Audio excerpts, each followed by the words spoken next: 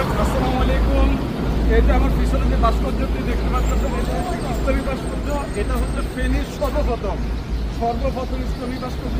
এটার পরে ফেনীতে আরো অনেক ভাস্কর্য হয়েছে, তবে প্রথম ভাস্কর্য হচ্ছে এটা। কিন্তু এটা অযত্নে অবহেলার কারণে এটা 3 দিন এটা সৌন্দর্য যেন বিনষ্ট হচ্ছে।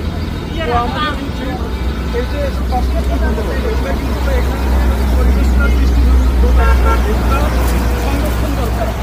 সবাই সবার অবস্থান থেকে এগুলো বুঝবেন, কারণ এগুলো অনেকে আছে অনেক কিছু আছে। তো আমরা সবাই সবার অবস্থান থেকে সচেতন থাকবো এবং এসব সৌন্দর্যগুলো রক্ষা। ফেনী রামপুর রাস্তার মাথায় এই দৃষ্টিনন্দন ইসলামিক ভাস্কর্যটি অবস্থিত। আল্লাহ এবং আল্লাহর রাসূলের নাম দিয়ে এই ভাস্কর্যটি তৈরি করা হয়। খুবই সুন্দর, খুবই দৃষ্টিনন্দন। এটি হচ্ছে ফেনীর প্রথম ইসলামিক ভাস্কর্য। এটার পরে ফেনীতে আরও অনেক ভাস্কর্য তৈরি হয়েছে।